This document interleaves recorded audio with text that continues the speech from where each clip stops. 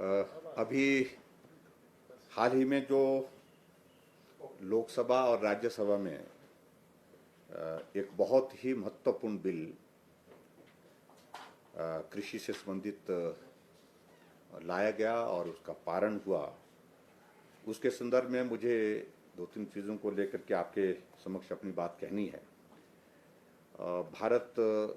गांव में रहने वाला देश है और देश की आबादी का लगभग 80% हिस्सा गांव में रहता है और स्वाभाविक रूप से गांव में रहने वाला अधिकांश व्यक्ति कृषि से जुड़ा हुआ है, वो किसान है और बागवान है। और उस दृष्टि से ये बिल बहुत महत्वपूर्ण, जिसका भी पारण हुआ और इसके बहुत दूरगामी परिणाम भी होंगे। आदरणीय प्रधानमंत्री नरेंद्र मोदी जी ने एक लक्ष्य निर्धारित किया कि आने वाले समय में हमको किसानों की आय को दुगना करना है और उस दृष्टि से हम रिफॉर्म्स की तरफ भी बढ़ें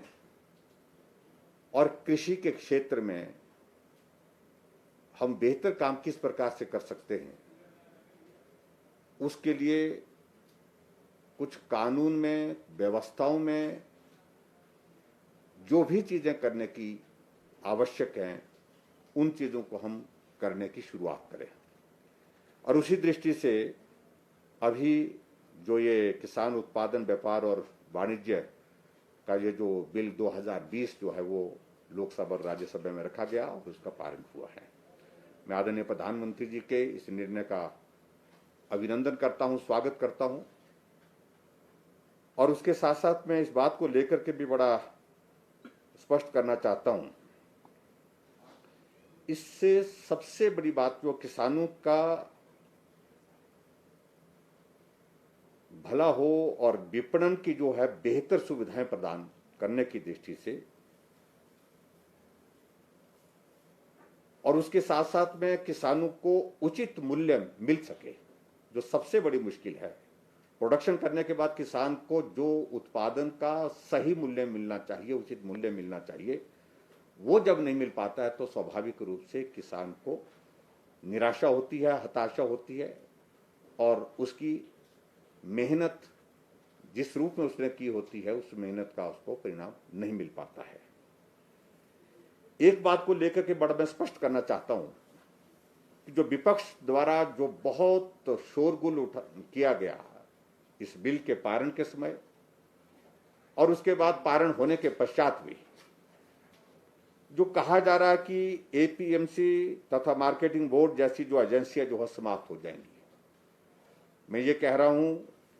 कि ये बिल्कुल सरासर गुमराह करने की एक कोशिश है और ये गलत प्रचार है। किसानों को और इस देश की जनता को, प्रदेश की जनता को गुमराह करने का एक प्रयत्न है। एपीएमसी और मार्केटिंग बोर्ड जो है वो यथावत जिस रूप में है उस रूप में काम करती रहेंगी और न्यूनतम समर्थन मूल्य जो है, एमएसपी जो है, उसके अंतर जो है वो सरकारी खरीद में भी कोई भी परिवर्तन नहीं होगा। ये भी बड़ा स्पष्ट करने की आवश्यकता है। और इसी बात को लेकर के जो विपक्ष के लोग जो है बार बार लोगों के बीच में किसानों को गुमराह करने की जो कोशिश कर रहे हैं, उनको भड़काने की जो कोशिश कर रहे हैं, मैं समझता हूं कि वो बिल्कुल भी उचित नहीं है। और जो ये बिल है, इस बिल की असली स्पिरिट में जाने की कोशिश करें। और उसके साथ साथ में ये भी मैं कहना चाहता हूं कि जो एक बहुत बड़ा परेशानी का एक कारण रहता, तो जो बिचौलिए होते थे, जो किसानों के उत्पाद में से जो है वो मुनाफा कमाते थे,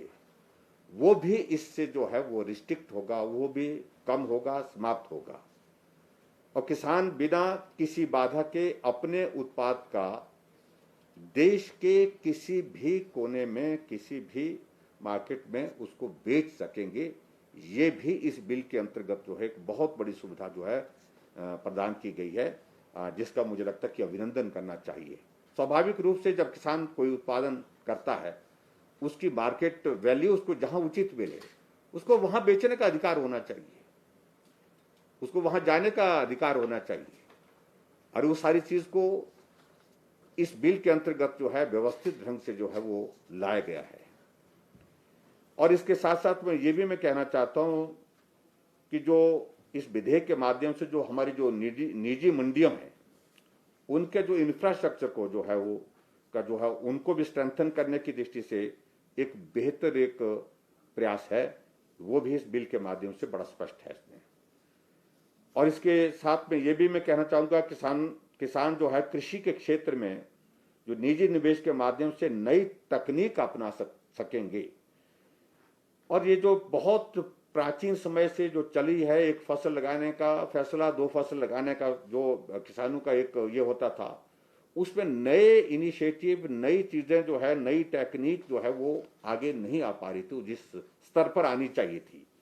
इस बिल में वो भी प्रावधान साथ में जोड़े गए हैं ताकि किसान जो है नए इनिशिएटिव्स के साथ जो है नई टेक्निक का इस्तेमाल करते हुए अपने उत्पाद को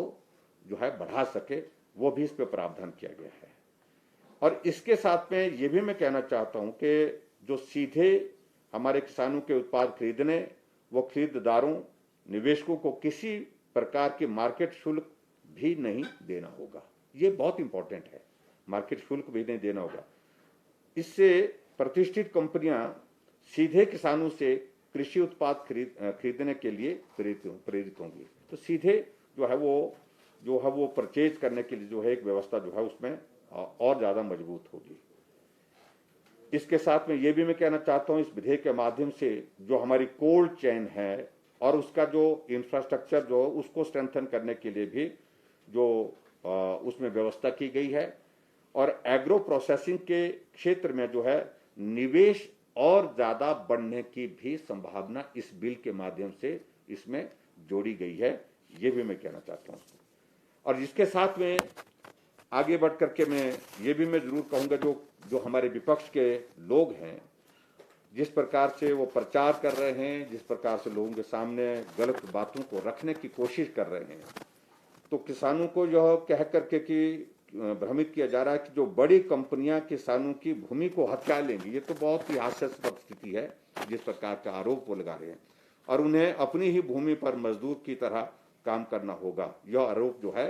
हम सिरे से खारिज करते हैं। ये बहुत ही घटिया और गुमराह करने वाला आरोप कि बड़ी कंपनियां आएंगी और किसानों की जमीन पर कब्जा करेंगे और कब्जा करने के बाद वो मालिक बन जाएंगे और उसके बाद जो किसान जो है वो बेचारे जो है वो मजदूरी करते रहेंगे। ये प्रचार इस प्रकार से करना ये सचमुच में बहुत दुर्भाग्यपूर्ण है। किसान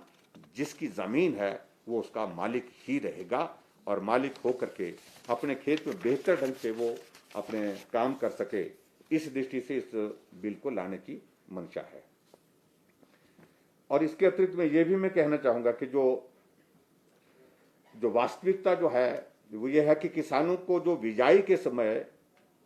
ही जो उत्पाद की जो खरीद मूल्य का आश्वासन मिलेगा और किसान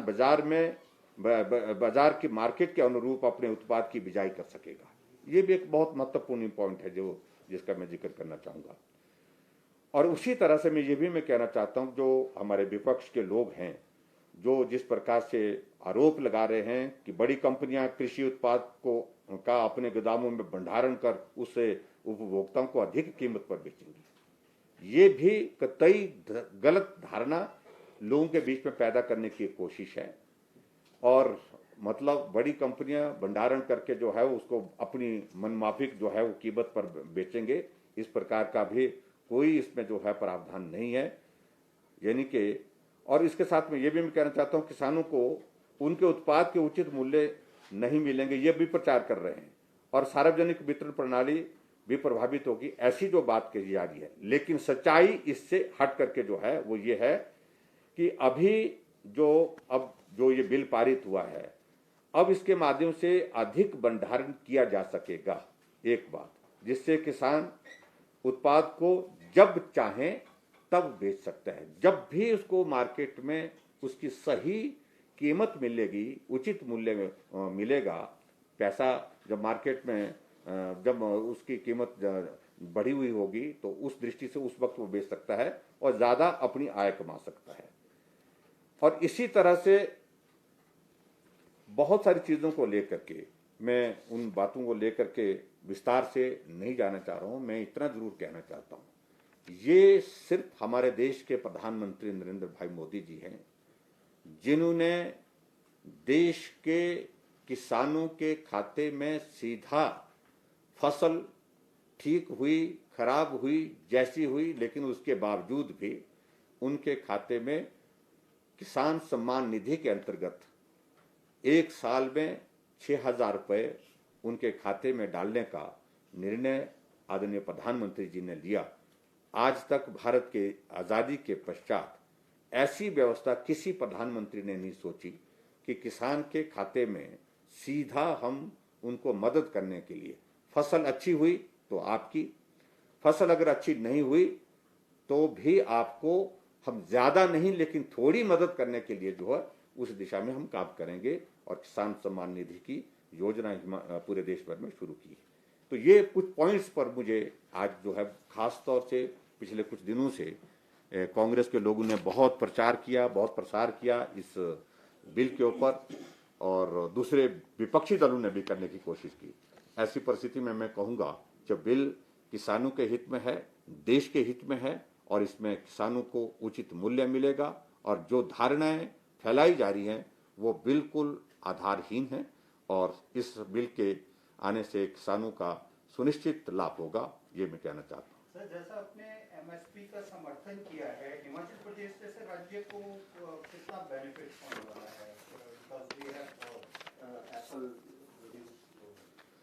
निश्चित रूप से हम हिमाचल प्रदेश में हम वैसे भी हम एमएसपी में हम दे ही रहे हैं, चाहे वो